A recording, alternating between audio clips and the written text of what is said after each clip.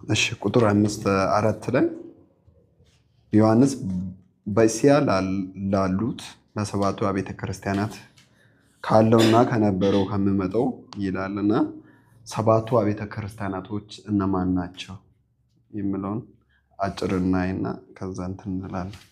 ሰባቱ አብያተ ክርስቲያኖችን ታች ወረድ ብሎ 11 ላይ ቁጥር 11 ላይ ይገልጻል። የምታየውን በመጽሐፍ ካለ በኋላ ኤፌሶንንና ወደ ሳምርኔስ፣ ወደ ጴርጋሞን፣ ወደ ቲያጥሮን፣ ወደ ሳርዴስም፣ ወደ ፊላዴልፊያ፣ ወደ ሎዶቅያም እያለ ይገልጻል። እዚህ ቦታ ላይ ሰባቱ አብያተ ክርስቲያናት ኤፌሶን፣ ሳምርኔስ፣ ጴርጋሞን፣ ቲያጥሮን፣ ሳርዴስ፣ ፊላዴልፊያ እና ሎዶቅያ እንደሆኑ ይፈርቃቸው ገልጻቸዋል። እሱን ካለፈን ማለት ሰባቱ አብያተ ክርስቲያናት ያላችሁበትን ይሄ ሰባቱ አብያተ ክርስቲያናት ያለው አንድ ሀገር ላይ ነው ወይስ ሌላ ሀገር አላቸው? ማለት አሁን እዚህ ቶንጦ ላይ እንዳለ በየእንትኑ ያለው ነው ወይስ ሌላ ሀገር ላይ ያለ ነው? ወይስ አንድን ሀገርን የሚያካትት ነው ወይስ ሌላ ሀገርም ያለውን እየጠቀሰ ነው? አሁን በኢሲያ አውራጃ ስል ኢሲያ አውራጃ ኢሲያ የሚለውን በጂኦግራፊካል በምናይበት ጊዜ ኢሲያ አህጉር ነው። አህጉር ሲባል አሁን እኛ የምንኖርበት አህጉር አፍሪካ ነው የሚባለው። እንደዛውም በተለያዩ አገራት ሊኖሩ ይችላል። ግን አጠቃሎ በኢሲያ አውራጃ ብሎ አህጉራቸውን ጠቅሰው ራቅራቅ ማብራሪያ ላይ ራቅራቅ ያለ ነው። ቢያንስ ኪሎሜትሩን ግን ረስቻለሁ። የሆነ ራቅራቅ ያለ ነው ብቻ። ኤፌሶን አሁን ከሰርዴስ ትንሽ ራቅራቅ በአልፋ እና ኦሜጋ ላይ በጣም ማብራሪያ ይሰጣል። እንደውም ኪሎሜትሩን ራሱ ይነግራል እና ያንን በጽያፍ ብታነቢ በጣም አሪፍ ነው። መልስም ታገኛለሽ። ያው ኢሲያ ማለት የአሁኑ ቱርክ ያው ኢሲያ ሲባል አሁን ቱርክ ያለችበት ነው ባይብል ላይ ኢሲያ ብሎ የሚያወራው ማለት ነው። እና እነዚህ ሀገራት እኔ እንደተረዳሁት ከሆነ በጣም የንግድ ልውውጥ ያለባቸው ሀገር እና ደግሞ ክርስቲያኖች ላይ ጫና በጣም በደንብ እየደረሰ ያለበት ሰባቱም እንትን ማለት ነው የተጠቀሰው እኔ እንደተረዳሁት ከሆነ። እስያ ሲባል ወይንም ኤዥያ ሲባል አሁን ላይ ያለውን የዓለማችን ኤዥያን አይደለም። ኤዥያ ሲባል አሁን እነ ቻይና እነ ህንድ ያሉበት ያ ኤዥያ የሚባል ፓርት አለ። በዓለማችን ትልቁ አህጉር ማለት ነው። ያንን ሙሉ ፓርት ማለት ሳይሆን በዛ ጊዜ የነበረውን የእስያ ፓርት ነው። በሮም ግዛት ውስጥ ያኔ ዓለም በሮም ግዛት ውስጥ ትተዳደር ነበር። በዛ በሮም ግዛት ውስጥ ያለ የእስያ ፓርት አለ። አሁን ላይ ምዕራብ ቱርክ የሚባል ቦታ እዛ አካባቢ ላይ ነው ያሉት እና ሰባት አብያተ ክርስቲያናት እዛ ያሉ ናቸው። ምናልባት እነዚህን ቤተክርስቲያናት የመሰረተው ጳውሎስ ነው ተብሎ ይታሰባል። ጳውሎስ በሁለተኛው የወንጌል ጉዞ በሐዋርያት ሥራ ላይ መጀመሪያ እዛ ወደ እስያ እንዳይሄድ እግዚአብሔር ከልክሎት ነበር። እዛ ለመስበክ ፈልጎ እግዚአብሔር ከልክሎት ነበር። የሐዋርያት ሥራ ላይ ያወራል።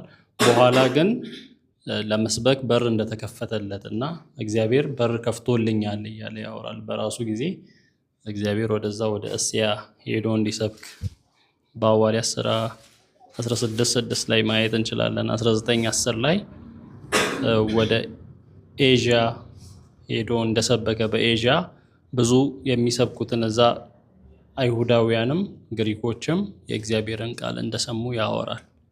ስለዚህ በጊዜው የነበረ በሮም ግዛት ውስጥ የነበረውን የእስያ አውራጃ ነው የሚያወራው እንጂ አሁን ላይ ወዳለው ወደ ኤዥያ አህጉር ካሰፋ ነው ትክክል አይሆንም የሚለውን ባጭሩ አብራርተዋል። በዛ አውራጃ እየተጠጋጉ ናቸው። እኔም ማብራሪያ ላይ እንትን ስል ያው አሁን እኛ አካባቢ እንዳሉ ማለት ነው የአብያታ መሪዎች አሉ። አንድን እንትን ቸርችቷን ዋጥ አድርጋ የምትይዝ አብያታ ይባላል። ልክ እንደዛው በዛ ውስጥ ያሉት ማለት ነው። በሰባቱ አውራጃ እንትን ያሉ ቸርቾችን ነው የሚያመለክተው። እሺ ሁለተኛ ላይ የምጠይቀው በእስያ ላሉ ለሰባቱ አብያተ ክርስቲያናት ይልና እዚህ ጋር የስላሴን እንትን እናያለን። ቅድም ይህኔ ለማውራት እንደሞከረው የስላሴን ሰላምታ ነው የሚያቀርብላቸው። የመጀመሪያ ለው ካለውና ከነበረው ከሚመጣው በዙፋኑም ፊት ካሉት ከሰባቱ እያለ ይናገራል እና እዚህ ጋር ያለው ካለውና ከሚመጣው የሚለውን ቃል ለአብ ነው ተሰጥቶ የምናገኘው እና ያለውና የሚመጣው አብ ነው ወይ? ጥያቄው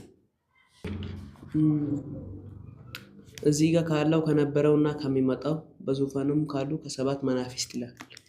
እዚህ ካለው እያለ ምንድነው ነጠላ ሰረዝ እያስቀመጠ እየነጣጠለ ማለት ነው እያንዳንዱ ከነበረውና ከሚመጣው።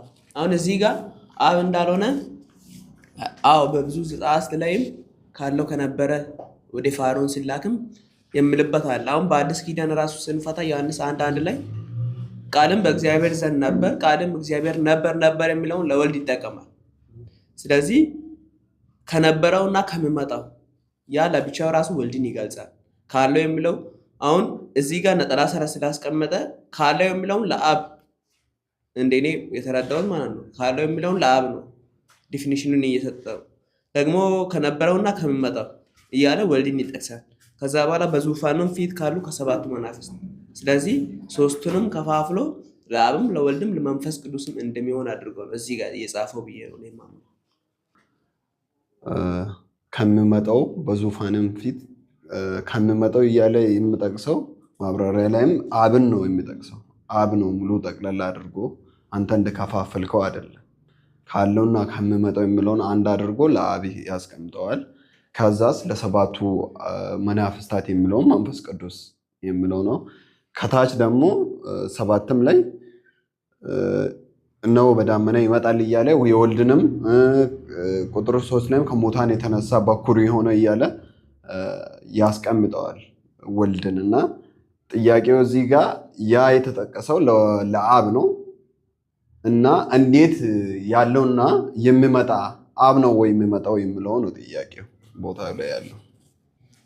እሺ እዚህ በአዲሱ መደበኛ ካለው ከነበረውና ከሚመጣው በዙፋኑም ፊት ካሉት ከሰባቱ መናፍስት እንዲሁም ታማኝ ምስክር ከሙታንም በኩርና የምድር ነገስታት ገዥ ከሆነው ከኢየሱስ ክርስቶስም ጸጋና ሰላም ለእናንተ ይሁን። እዚህ ጋር ሰላምታው ከሶስት አካላት ነው የሚቀርበው፣ ከስላሴ ነው የሚቀርበው። የመጀመሪያው ካለው ከነበረውና ከሚመጣው የሚለው አብን የሚያሳይ ነው። በዙፋኑ ፊት ካሉት ከሰባቱ መናፍስት መንፈስ ቅዱስን የሚያሳይ ነው። እንዲሁም ታማኝ ምስክር ከሙታን በኩርና የምድር ነገስታት ገዢ ከሆነው ከኢየሱስ ክርስቶስ ብሎ ኢየሱስን ደግሞ ይጽፋል እና ይህንን ሞር በእንግሊዝኛው ስናነብ ከሶስት አካላት እንደጻፈ ማየት እንችላለን። በእንግሊዝኛው ግሬስ ኤንድ ፒስ ቱ ዩ ፍሮም፣ በሶስቱም ፍሮም እያለ ነው እንትን የሚለው ፍሮም ሂም ሁ ኢዝ ኤንድ ሁ ዋዝ ኤንድ ሁ ኢዝ ቱ ካም ኤንድ ፍሮም ዘ ሰቨን ስፒሪትስ ቢፎር ሂዝ ትሮን ኤንድ ፍሮም ጂሰስ ክራይስት። ስለዚህ ሶስቱም ላይ ፍሮም አለ ነው። ፍሮም መጀመሪያ ሁ ኢዝ ሁ ዋዝ ኤንድ ሁ ኢዝ ቱ ካም፣ ይሄ አንደኛው ፍሮም ነው። ሁለተኛው ፍሮም ደግሞ ዘ ሰቨን ስፒሪትስ፣ ሶስተኛው ፍሮም ደግሞ ጂሰስ ክራይስት። ስለዚህ ከሶስት አካላት ጸጋና ሰላምን እየተመኘላቸው እንደሆነ ማየት እንችላለን። አሁን ጥያቄው ካለው ከነበረውና ከሚመጣው በሚለው የሚመጣው ማን ነው? አብ ነው ወይ የሚል ጥያቄ ነው የተነሳው። እዚህ ጋር የሚመጣው ሲባል ወደ ምድር የሚመጣው ማለት አይደለም ትርጉሙ፣ በጊዜ ያለውን ነው። ወደ ኋላ ስንሄድ ያለው ሲባል ምን ነው የሚያሳየው? ጊዜ ነው። ድሮም የነበረ ያለው የነበረው ድሮም የነበረው ያለው አሁን ያለው የሚመጣው በጊዜ ሂደት ወደፊትም ያለው ወይንም የሚኖረው ማለት እንችላለን በቀላሉ። እና ሁ ኢዝ ድሮም የነበረው ሁ ኢዝ አሁን ያለው፣ ሁ ዋዝ ድሮም የነበረው፣ ሁ ኢዝ ቱ ካም የሚመጣው ወይንም አሁንም የሚኖረው ፓስት ፕሬዘንት እና ፊውቸርን የሚያሳይ ነው። ይሄ ደግሞ ዘጸአት 3:14 ላይ ለሙሴ እግዚአብሔር ራሱን ገልጦ ያህዌ ያለው ስም ማለት ነው። ያለና የሚኖር ልኮኛል በላቸው ነው አይደል ያለው። ያለና የሚኖር ፓስት ላይም የነበረ ፊውቸር ላይም የሚኖር ማለት ነው። ድሮም ያለ አሁንም የሚኖር አሁንም ያለው ወደፊትም የሚኖር። ስለዚህ ይሄ ያህዌን የሚያሳይ ነው ባጭሩ። ያህዌ የሚለውን ስም የሚያሳይ ነው። እዚህ ጋር ለአብ የተጠቀሰው ከዛ አንጻር ነው እና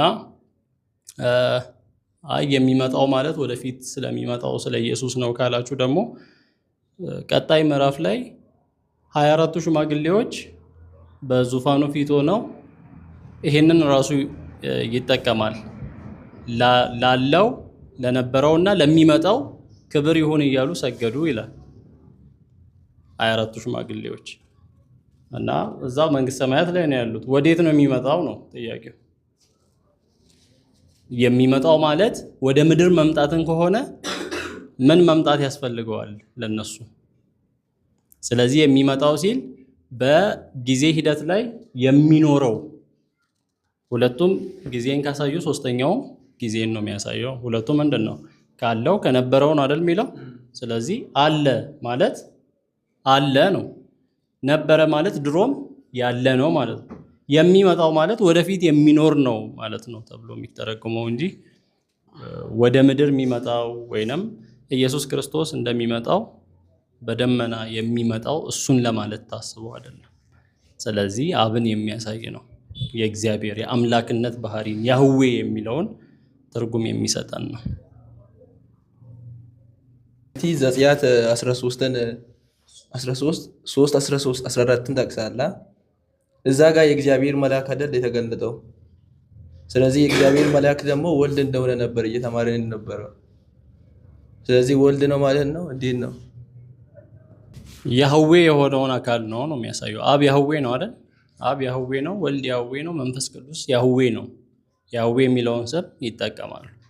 ስለዚህ አብ ያህዌ ስለሆነ ይሄ መጠሪያ ይገባዋል። ስለዚህ አብን ያለው የነበረው የሚመጣው ሲል ያለና የሚኖር ድሮም ያለ አሁንም ያለ ወደፊትም የሚኖር ከማለት አንጻር ነው ያሳየው። ስለዚህ እዛ ዘጸአት ላይ ያህዌ ያለው ተገልጦ የእግዚአብሔር መልአክ ወይንም ወልድ ቢሆንም ያህዌ የሆነው አካል የትኛውም አካል መጠቀም የሚችለው ስም ነው ይሄ። ስለዚህ አብን ያህዌ ነው እያለ ነው ባጭሩ። እዛ ጋር የተገለጠው ግን ወልድ ነው። ስለዚህ ያ ወልድ ነው አንተ የጠቀስከው። ያህዌ ነው። ወልድም ያህዌ ይባላል፣ አብም ያህዌ ይባላል። ልዩነት የለው። ቃል ሶስቱም አካላቶች ይጠቀማሉ ብለናል እና እዛ ጋር የተጠቀመው ያህዌነት ያው የአምላክነት ባህሪ እንደሆነ የአምላክነት ሙሉ ባህሪ እንዳላቸው ነው እንትን እያደረገን ያለ ነው እና እዚህ ጋር የተጠቀሰው ያህዌነትን ለማሳየት ነው። የአብን ያህዌነትን ለማሳየት ነው። ማብራሪያዎቹን ሲያነብ እንትን ያልኩት አቢ በደንብ አብራርቶታል ቦታውን።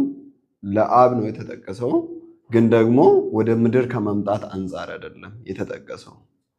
ወደ ምድር የሚመጣ ሳይሆን የአብን ዘላለማዊነትን ለመግለጽ ነው።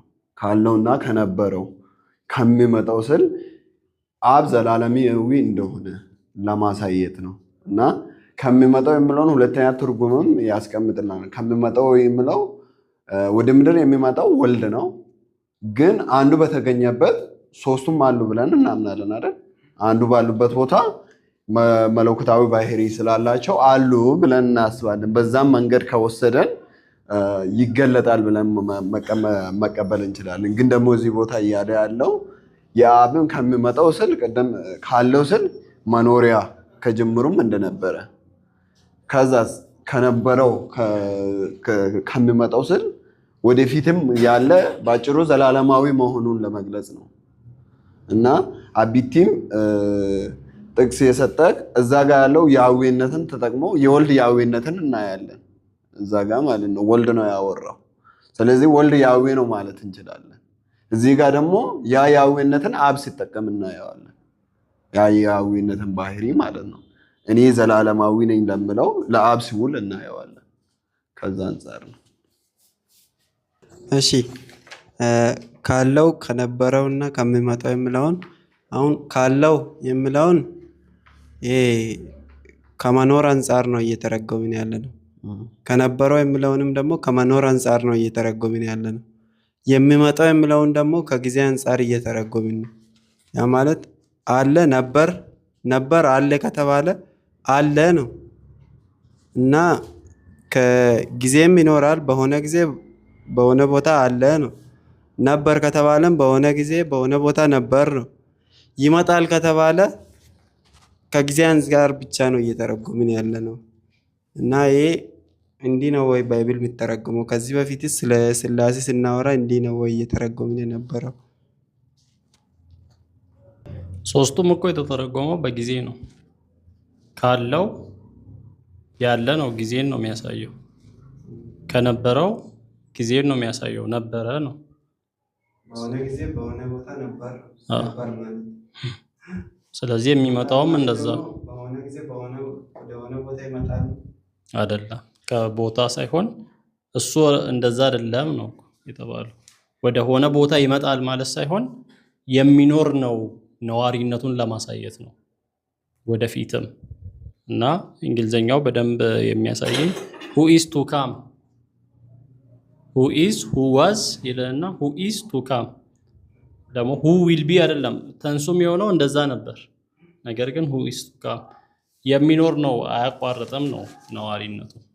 present continuous who is to come ይላል። the one who is coming ኦኬ እንደዛ ይላል። በዚህኛው who is to come ነው የሚለው። ስለዚህ የሚኖር ነው ነው።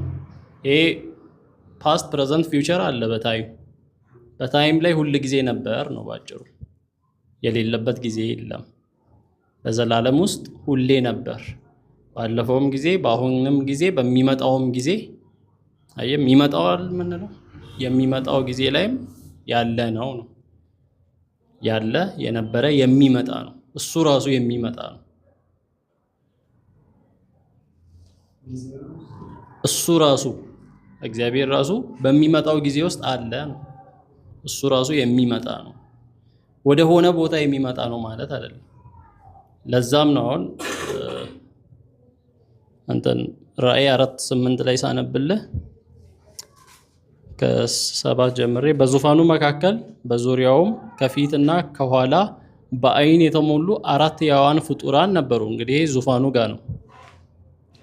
የመጀመሪያው ሕያው ፍጡር አንበሳ፣ ሁለተኛው በሬ ይመስሉ ነበር፣ ሶስተኛው የሰው ፊት የሚመስል ፊት ነበረው፣ አራተኛው ደግሞ የሚበር ንስር ይመስል ነበር። አራቱም ሕያዋን ፍጡራን እያንዳንዳቸው 6 ክንፎች ነበሯቸው። በዙሪያቸውና በውስጣቸው በአይኖች የተሞሉ ነበሩ።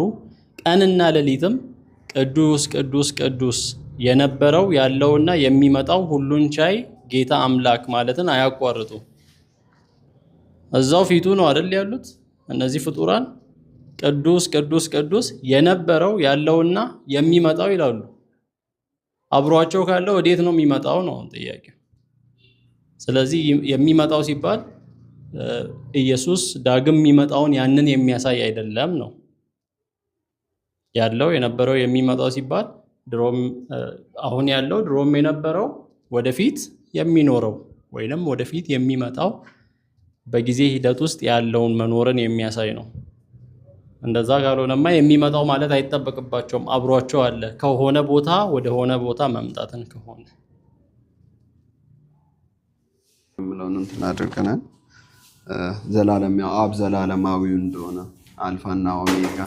ሌላው ካለውና ከነበረው ስል እዛ በሰባቱ አብያተ ክርስቲያን ውስጥ ያሉትን ያለፈውንም ታሪክ የሚያውቅ አሁን ያለውንም የሚያውቅ ወደፊት ደግሞ የሚመጣውንም የሚያውቅ አምላክ እንዳለ ለማሳየትም ነው የሚል ትርጉምም አለው ሲያብራራ ወደታች እና ያን የሚያውቅ አምላክ እንዳለ ያዊ እንዳለ ለማሳየት ነው የተጠቀሰው እና የእርሱ ደግሞ ዘላለማዊ ነው።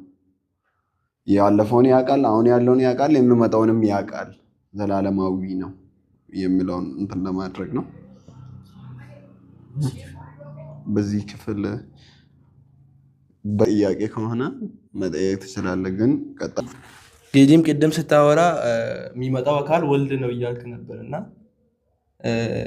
አብ አይመጣም ወይ ዓለምን በክርስቶስ ለመጠቅለል ይላል መጽሐፍ ቅዱስ እና አብ አይመጣም ወይ እንዴት ነው? በእኔ በኩል እንትን የምለው አብ በፊት እንዲህ አይታይም እንደ ወልድ ይመጣል ስንል አሁን በአካል ይመጣል እንድናየው ሊወስደን ይመጣል። ግን ደግሞ አብ በአካል ተገልጦ ይመጣል የሚለውን ነገር መጽሐፍ ቅዱስም አያስቀምጥልንም። አብ የሚመጣበትን ቦታ አያስቀምጥልንም። ግን ደግሞ አንዱ አካል በተገናኙበት ቦታ ደግሞ ያ ሶስቱ አካላቶች እንዳሉ የሶስቱም አካልነት ባህሪ እንዳለው ማየት እንችላለን። በዛ አንጻር ከሆነ ይቻላል። ግን ደግሞ ወልድ እንደሚመጣ አይነት አብም ይመጣል ወደ ምድር የመምጣት እንትን ከሆነ ያ አይደለም። ግን ደግሞ ወልድ የሚመጣው በምታይ ፊዚካል በሆነው መንገድ ነው የሚመጣው። አብ አይመጣም ወይ ላልከው ማለት ኢየሱስ ክርስቶስ ወደ ሰማይ ባረገ ጊዜ ተመልሼ እመጣለሁ ብሎ ራሱ ተናግሯል። ተመልሶ የሚመጣው ኢየሱስ ክርስቶስ እንደሆነ እና መጽሐፍ ቅዱስም ስናገር ደግሞ አብን ያየ ማንም የለም ይላል። ስለዚህ ኢየሱስ ነው የሚመጣው። ያው እነሱም እንደተናገሩት አብን ማንም ሊያየው አይችልም ይላል። በመጽሐፍ ቅዱስ ላይ ሲናገርም የሆነ እንደማይታይ ነው፣ መንፈስ እንደሆነ እንደማይታይ ነበር እየተናገረ የነበረው። በማይታይ ማንም ሊያይ በማይችል ብርሃን ውስጥ ይኖራል ይላል። ስለዚህ አብ እንደዚህ በአካል አይመጣም። ያው የሚመጣውም ኢየሱስ ክርስቶስ ሲሄድም እርሱ የራሱ እንደሚመጣ ነው እየተናገረ ያለው። ስለዚህ አብ አይመጣም ነው። ፌስቡክ ላይ እና ቲክቶክ ላይ የሚመጣ የሚከብር የሚነግስ ኢየሱስ ብለን ፖስተር ግን ስለዚህ አንድ አካል ነው የሚመጣው፣ ስላሴ ገደል ገባ አይነት ነገር እያወሩ ነበር። እና ይሄ ቀላል ሲምፕል የሆነ እንትን ነው። ወደኋላ መመለስ ነው። ማን ነው መጥቶ የነበረው? ስጋ ለብሶ መጥቶ የነበረው ማን ነው? አብና መንፈስ ቅዱስ ነው እንዴ? ኢየሱስ ነው አይደል? ስለዚህ ወደፊት የሚመጣው ሲባል ለምን ግራ እንጋባለን? የሚመጣው አሁንም ኢየሱስ ነው የተናገረው። ወደ አባቴ ዘንድ ወስዳችሁ ዘንድ እመጣለሁ አይደል ያለው? ስለዚህ አብ ይመጣል የሚለውን ወይንም መንፈስ ቅዱስ ይመጣል፣ ጥያቄው ራሱ ምን ማለት ነው? ይመጣል ሲባል ከምን አንጻር ነው እየተባለ ያለው? በህልውናው አብሮን ይኖራል ነው? እንደዛ ከሆነ አሁን እኮ አለ፣ መንፈስ ቅዱስ በውስጣችን አለ። መንፈስ ቅዱስ ካለ ደግሞ አብም ወልድም በውስጣችን አሉ። በምን በመንፈሱ አማካኝነት በውስጣችን ይኖራሉ። የእግዚአብሔር ቤተ መቅደስ ናችሁ ይለናል መጽሐፍ ቅዱስ። ወልድ ያለው አብ አለው ይለናል። አብና ወልድ ወደ እርሱ እንመጣለን በእርሱ ዘንድ መኖሪያ እናደርጋለን ይላል። ስለዚህ መምጣት ሲባል ምን እያሰባችሁ ነው እንደዛ እያላችሁ ያላችሁት የሚለውን ጥያቄ መጠየቅ አለብን።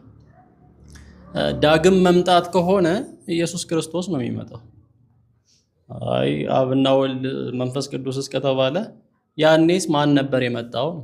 አካል ለብሶ ስጋ ለብሶ ሰው ሆኖ ወደ ምድር መጥቶ የነበረው ኢየሱስ ክርስቶስ ነው። እና አብና ወልድ መንፈስ ቅዱስስ? አብ መንፈስ ነው፣ መንፈስ ቅዱስም መንፈስ ነው። እነሱ አካል እንደዚህ እንደ ወልድ ስጋ ለብሰው ሲመላለሱ አልተነገረንም፣ አላየንም። ግን ኢየሱስ ካለ ደግሞ አብም መንፈስ ቅዱስም አለ። አንዱ አካል ባለበት ሶስቱም አሉ ነው። ስለዚህ የሚመጣው ከምን አንጻር ነው? ጥያቄው ግልጽ መሆን አለበት ነው። ዳግመኛ የሚመጣው አካል ማን ነው ከተባለ ኦብቪየስሊ ኢየሱስ ክርስቶስ ነው። ስለዚህ የሚመጣው ኢየሱስ ክርስቶስ ነው። እሺ የኔ ጥያቄ አንዱ አካል ባለበት ሶስቱም አካል አለ ባላችሁት ነውና የኔ ጥያቄ ከመቼ ጀምሮ ነው አንዱ ባለበት ሶስቱም አካል መኖር የጀመሩት? መንፈስ ቅዱስ ከወረደ በኋላ ነው ወይስ በፊትም አንዱ አካል ባለበት ሶስቱ አካል ይኖራሉ? ከሌለ ወደ ቀጣዩ ጥያቄ ከሚመጣው በዙፋኑም ፊት ካሉ ከሰባቱ መናፍስታት ይላል። መናፍስት እሺ፣ እዚህ ጋር ጥያቄ በመጽሐፍ ቅዱስ አስተምሮ ላይ ያው መንፈስ ቅዱስን አንድ ሆኖ ሳለ ነው የምናገኘው፣ አንድ ነው የምንለው እና እዚህ ላይ ደግሞ ሰባት አድርጎ ይጠቅሰዋል። ሰባቱ መናፍስታት ይላል። ትኩረት ወደዚህ መናፍስት፣ ሰባቱ መናፍስት ይላል እና አንድ ሆኖ ሳለ ደግሞ እነሱ አይነት ነገር ነው የሆነ ሰውን የሚጠቅስ ተደርጎ ሰባት ተደርጎ ነው እየተጠቀሱ ያሉት እና አንድ ሆኖ ሳለ ሰባት ሆኖ እንዴት ልጠቀስ ቻለ? ሰባት የሚለውን ቁጥር መግቢያ ላይም እያየን ነበር። ፍጹም የሚለውን የሚያሳይ ነው። ሰባት ፍጹም ለሆነ ቁጥር የሚውል ነው ብለን እያየን ነበር እና መንፈስ ቅዱስ ፍጹም መንፈስ ቅዱስ ነው። መንፈስ ቅዱስ ፍጹም የሆነ መንፈስ ቅዱስ ስለሆነ ሰባቱ መናፍስት ሰባት የተባለበት መንፈስ ቅዱስን ለማሳየት ነው። ሰባት ፍጹም ቁጥር ስለሆነ ማለት ነው። እዚህ ቦታ ሰባቱ መናፍስት ስል ሰባት መንፈስ ቅዱስ ነው እያለ ነው ካለን አያስኬድም ወይም ስህተት ነው እና እዚህ ቦታ ላይ ብዙ አይነት ግን ማብራሪያ አለ። እኔ እንዳየው አልፋና ኦሜጋ ላይ ኢሳይያስ 11ን ይጠቅሳል። 11:2 የእግዚአብሔር መንፈስ እያለ ብዙ ሰባት ነገሮችን ይጠቅሳል እና ያንን የመንፈስ ቅዱስ ስጦታዎችን ወይም ፍጹም የሆነውን የመንፈስ ቅዱስ ስጦታዎችን ለመግለጽ የዋለ ቃል ነው ይላል እና ፍጹም የሆነውን ሰባት የተባለው ፍጹም የሆነውን የመንፈስ ቅዱስን ስራዎችን ለማሳየት ነው። እኔ እንደተረዳሁትም ማብራሪያም ላይ ያገኛል። የሆነ ያሉት በዙፋኑም ፊት የቆሙት ነው አምለው በዙፋኑም ፊት ላሉት አይደል? ላሉት ከሰባቱ መናፍስታት ላሉት ካሉት ነው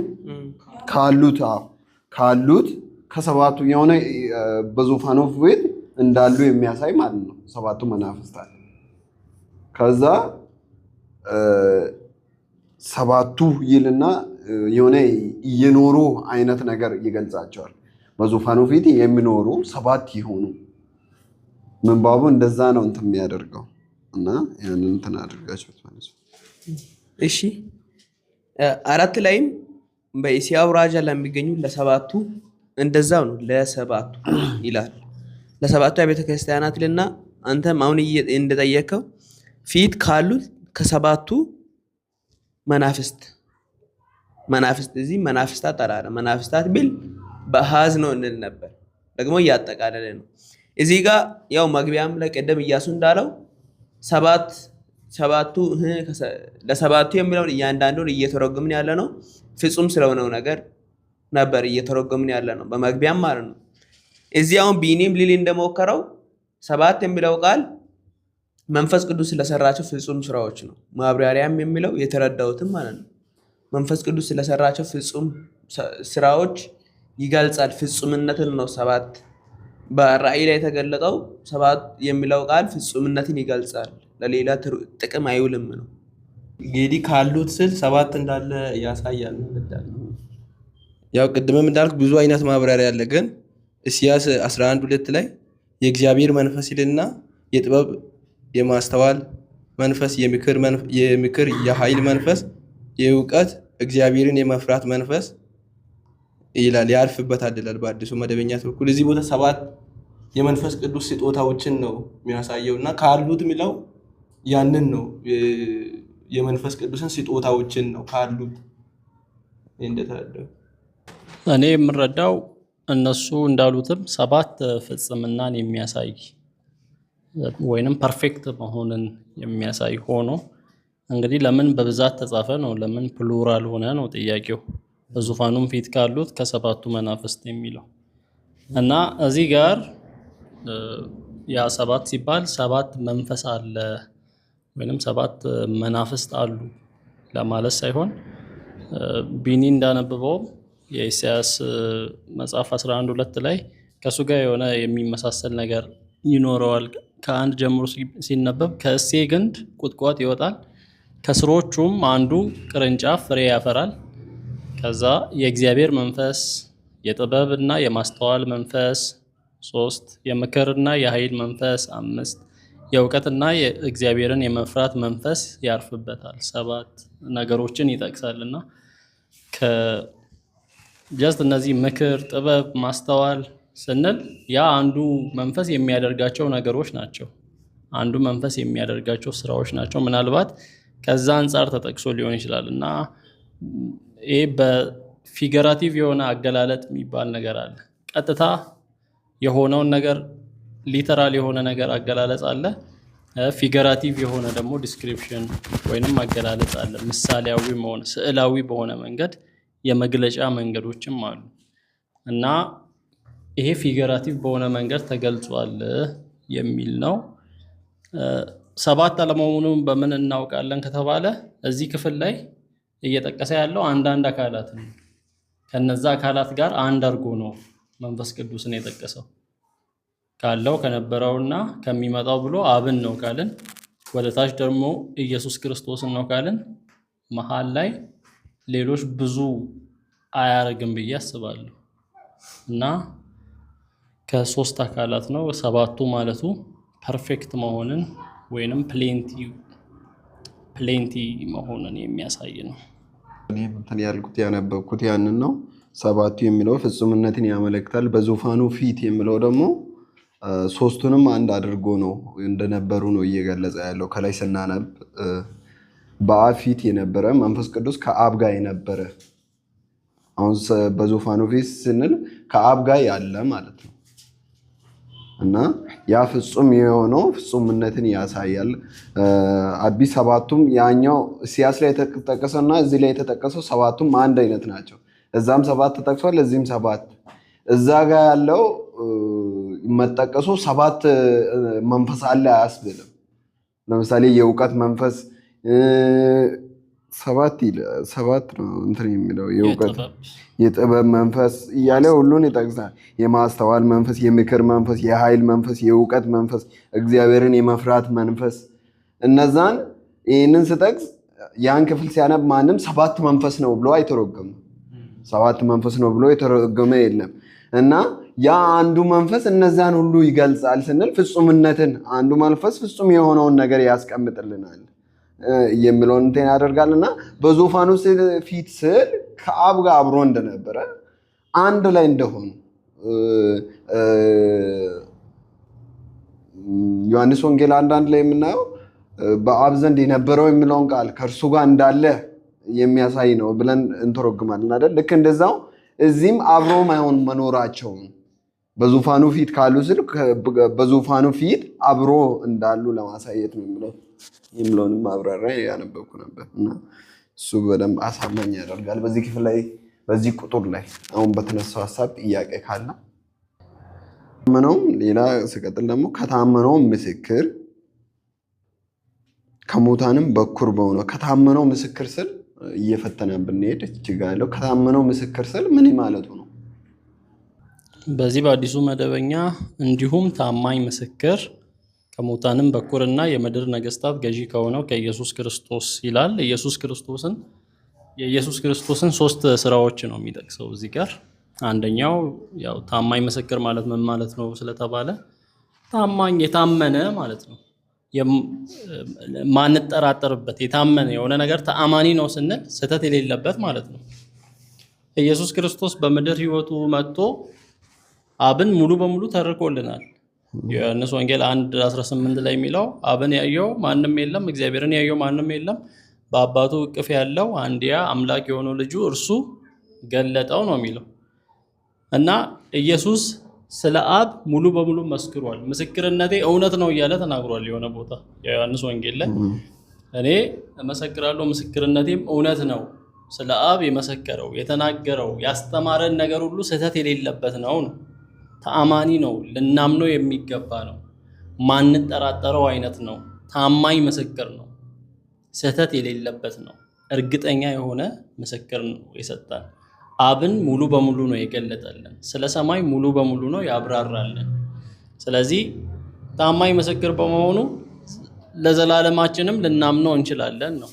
እርግጠኛ ልንሆንበት እንችላለን፣ ላንጠራጠርበት እንችላለን። ስለዚህ ታማኝ ምስክር ሲል ከኖረው ህይወትም አንጻር ነው።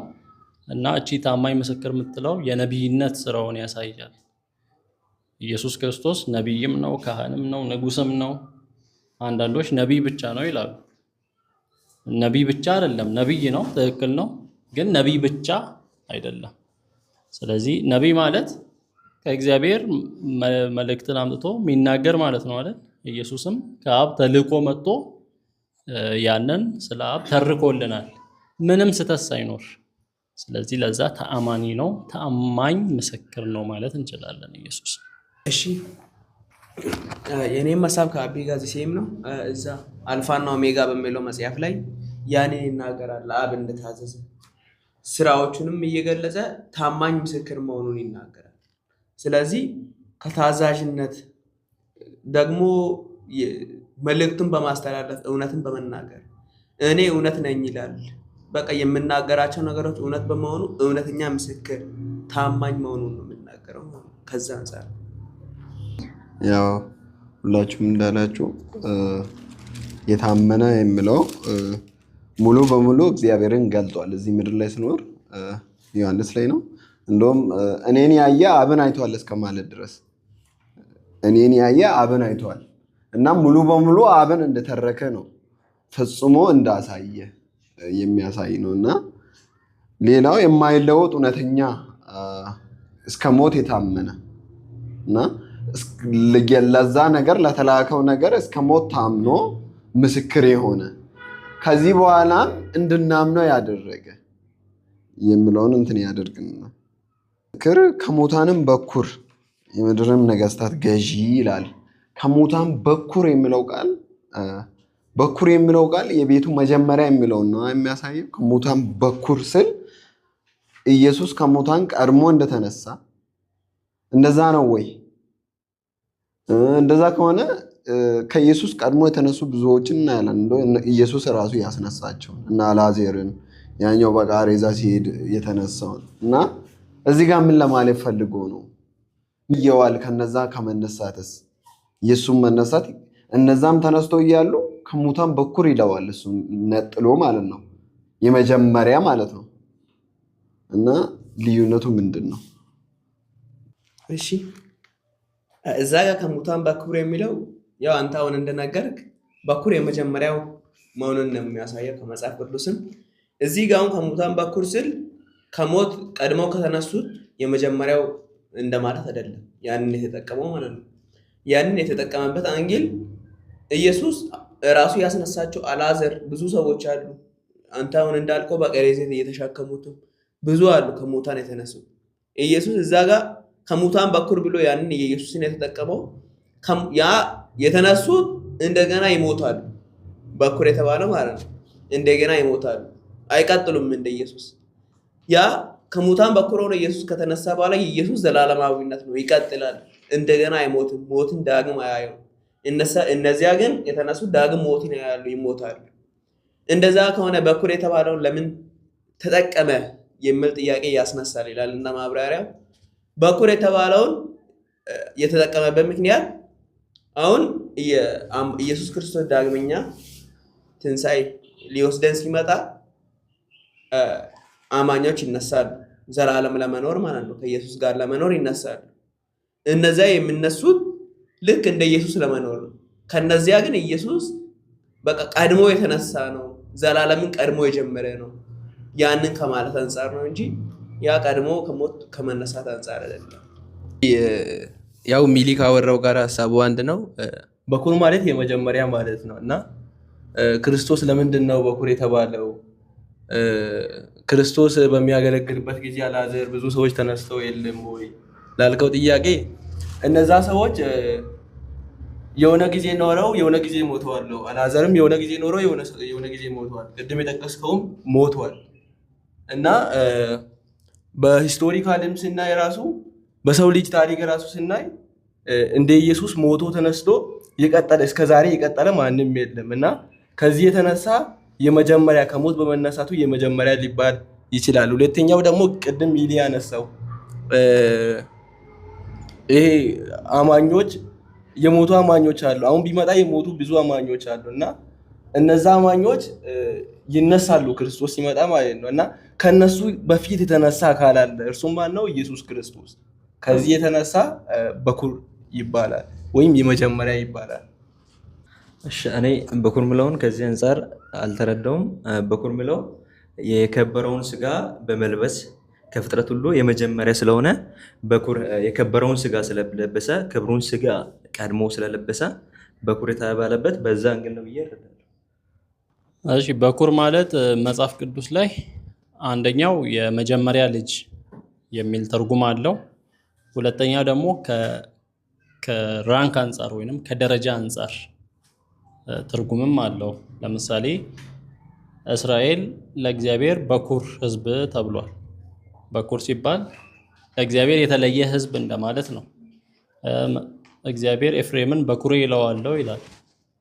ኤፍሬምን በኩሬ ሲል እንግዲህ ያዕቆብ ልጆች ናቸው አይደል? ኤፍሬም የመጀመሪያ ልጅ ሮቤል ነው። በልጅነት ከሄድን በኩሬ እለዋለሁ ስል የሆነ ሌቭል ደረጃ በደረጃ ከፍ ማለትን ወይንም በራንክ ከፍ ማለትን ያሳያል። ኢየሱስ ክርስቶስም የተለያዩ ቦታዎች ላይ በኩር በመባል ተገልጿል። ከፍጥረት ሁሉ በኩር ነው የሚል ያ ማለት ቀድሞ የተፈጠረ ነው ማለት አይደለም። ነገር ግን ከፍጥረት ሁሉ የበላይ መሆኑን ሱፒሪየር መሆኑን ራንክን የሚያሳይ ነው። እዚህ ጋር ከሙታን በኩር ነው ሲል ግን የመጀመሪያ ነው። እሱ በተነሳበት መንገድ የተነሳ የለም። ስለዚህ በዛ የመጀመሪያው ነው። እሱ በተነሳበት መንገድ የተነሳ ሰው የለም እስካሁን ድረስ። ሮሜ 8 ላይ የሚለው ልጁ በብዙ ወንድሞች መሃል በኩር ይሆን ዘንድ ነው አይደል? አስቀድሞ ያወቃቸው የልጁን መልክ እንዲመስሉ አስቀድሞ ወስኗል። ስለዚህ የሆነ የለበሰው መልክ አለ። እኛ ገና የእሱን መልክ እንለብሳለን ነው። በኩራችን ወይንም ታላቅ ወንድማችን የለበሰው መልክ አለ ነው። ያንን በመልበስ የተነሳው የመጀመሪያው ነው። ከዛ አንፃር በኩር መባል ይችላል። ዘፈረስት በእንግሊዝኛ ዘፈረስት ነው የሚለው የመጀመሪያው እንደማለት ነው። ስለዚህ አሁን ክቡሩን ስጋ እንደለበሰ የማይበሰብሰውን የማይሞተውን ለብሶ እንደተነሳ ቆሮንቶስ ላይም ጽፎልናል። ሌላ ክቡሩን ስጋ ተሰሎንቄ ላይ ነው መሰለኝ፣ ተሰሎንቄ ላይ ይሁን የእኛን ስጋ እንደራሱ ክቡር ስጋ ማድረግ ይችላል እያለ ይጠቅሳል። ስለዚህ እኛም ዳግም ኢየሱስ ሲመጣ ሲነጥቀን ይሄን የለበስነው ምን ይሆናል? ይለወጣል። ሙታን ይነሳሉ፣ በኢየሱስ አምነው የሞቱ ይነሳሉ። እኛም በቅጽበት ዓይን እንለወጣለን። ክቡሩን ስጋ ለብሰን በደመና ልንቀበለው እንሄዳለን። በዛ መንገድ ሌሎች የተነሱ አሉ። ተነስተው ግን ተመልሰው ሞተዋል። የኢየሱስ ሪዘሬክሽን ነው የሚባለው። ሪዘሬክሽን ሲባል የሰዎቹ ደግሞ ሪሳይቴሽን ነው የሚባሉት። ነፍስ ዘራ ነው። ነፍስ ዘርቶ የተወሰነ ጊዜ ኖሮ ድጋሚ ሞተ። ሪዘሬክሽን ነው። ኢየሱስ ሪዘሬክትድ ነው የሚባለው። ሪዘሬክት ያደረገ ኢየሱስ ብቻ ነው እስካሁን ድረስ። ሌሎቹ ሪሳይቴሽን ይባላል። ሪሳይት አድርገው ነፍስ ዘርተው ወይንም ነቅተው ተመልሰው ሞተዋል። ኢየሱስ ላይሞት የተነሳ ብቸኛው ነው። እኛም ወደፊት ያንን እንደሱ እንሆናለን። እንደሱ ስለምንሆን ቀድሞን ሆኗል ነው እሱ። ስለዚህ በኩር ይባላል። የመጀመሪያ ነው፣ ፈረስት ነው። ሁላችሁም እንዳብራራችሁ ነው። ያው እዛ ላይ እንትን የሚለው በኩር የሚለውን ቀድሞ ከኛ በፊት የተነሳ ለምሳሌ አንደኛ ቆሮንቶስ 15:20 ላይ አሁን ግን ክርስቶስ ላንቀላፉት በኩር ሆኖ ከሙታን ተነስቷል ይላል።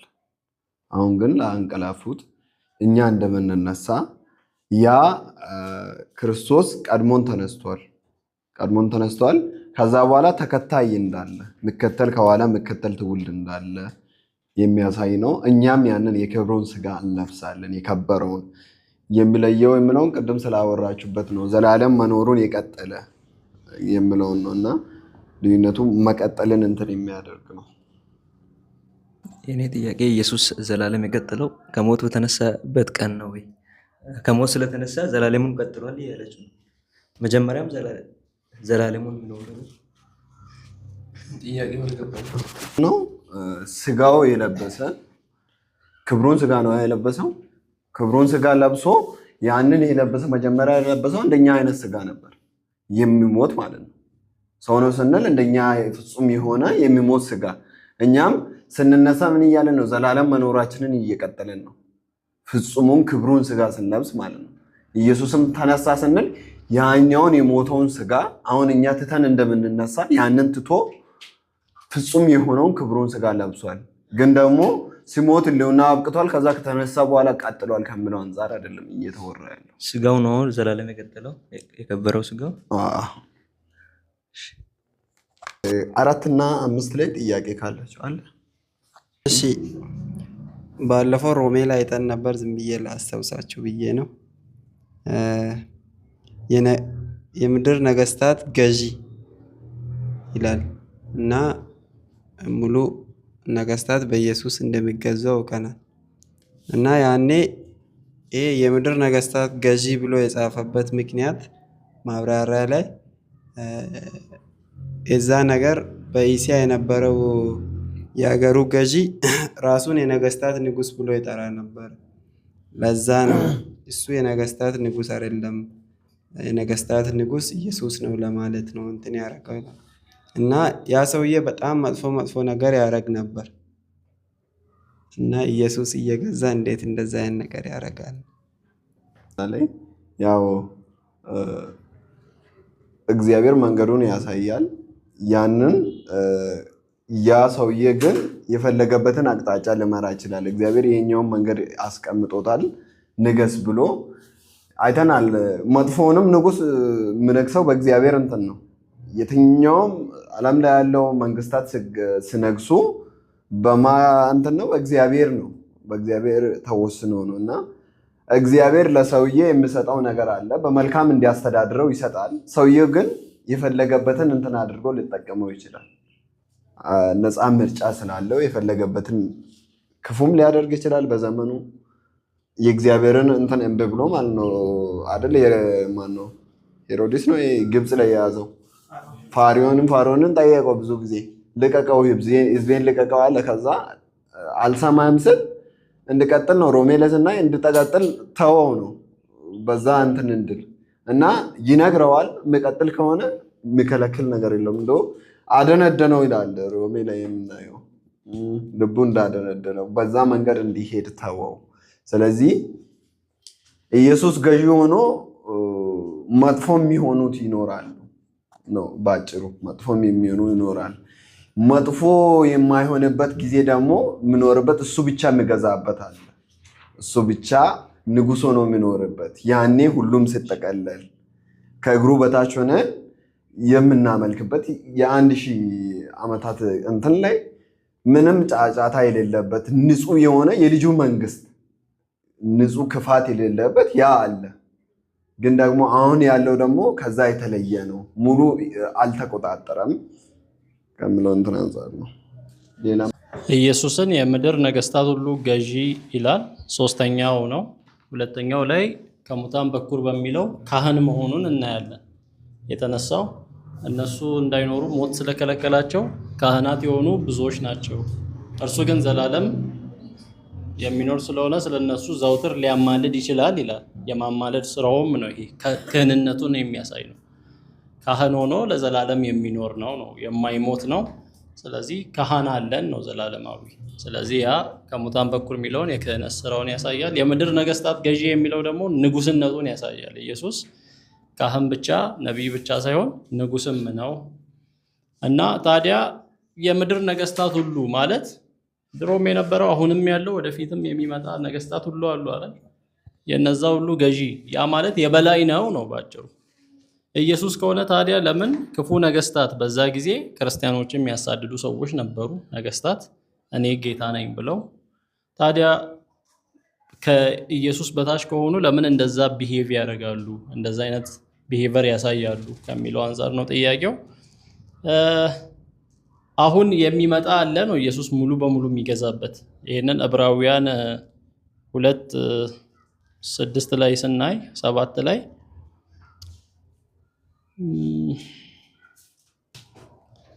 ታስበው ዘንድ ሰው ምንድን ነው? ወይስ ትጎበኘው ዘንድ የሰው ልጅ ምንድን ነው? ከመልአክ ይልቅ በጥቂት አሳነሰው፣ የክብርና የምስጋና ዘውድ ጫንህለት፣ በእጆችም ስራ ላይ ሾምከው፣ ሁሉን ከእግሮቹ በታች አስገዛህለት ይላል ብሎ መሰከረ። ሁሉን ከእርሱ በታች ባስገዛ ጊዜ ያልተገዛለት ምንም አልተወምና አሁን ግን ሁሉ እንደተገዛለት ገና አናይም እያለ ያወራል።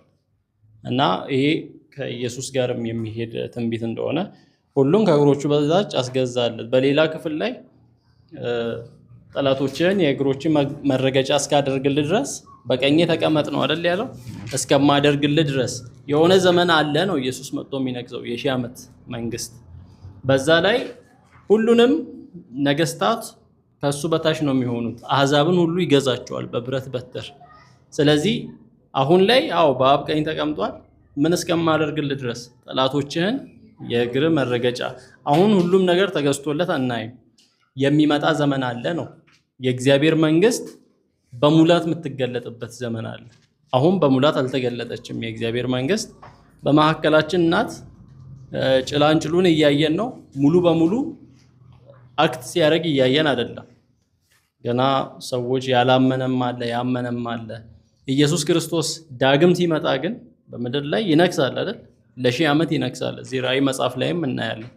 ያን ጊዜ ሙሉ ይሄ አለቅነትም በጫንቃው ላይ ይሆናል የተባለው ዘ ገቨርንመንት ነው። ገቨርንመንት ሻል ቢ ኦን ሂዝ ሾልደርስ ነው የሚለው። ሾልደር ትከሻ ነው አይደል? መንግስት ገቨርንመንት በጫንቃው ላይ ይሆናል። ስሙም ድንቅ መካር፣ ኃያል አምላክ፣ የዘላለም አባት፣ የሰላም አለቃ፣ የሰላም ልዑል ነው። አየህ፣ የሰላም ልዑል ነው። ዘ ፕሪንስ ኦፍ ፒስ ነው። ስለዚህ የእሱ መንግስት ያንን ነው የምትመስለው ነው። ያኔ ሲገዛ አህዛብን ሁሉ ነው በብረት በትር የሚገዛቸው። ያኔ የበላይ ነኝ የሚል አይኖርም ነው። አሁን ሙሉ በሙሉ አልተጠናቀቀም ያ ነገር። ሁሉ ነገር ተገዝቶለት አናይም። ሰይጣንም የዓለም ገዢ ነኝ ይላል፣ ሰዎችም እኛ ነን ይላሉ። ምን አልሆነም። ያ የእግዚአብሔር መንግስት በሙላት አልመጣም። ዳግም ተመልሶ ሲመጣ ግን ኢየሱስ ዓለምን ነው የሚገዛው ነው። ለ1000 ዓመት ዓለምን ይገዛል። ከዛ በኋላ ፍጻሜው ይሆናል። ለዘላለም ከእሱ ጋር እንኖራለን ነው። ያ ፉሊ አፕላይ ስላልሆነ ነው አሁን ላይ እና በዛ ጊዜ የምድር ነገስታት ሁሉ ገዢ የበላይ እሱ ነው የሚሆነው።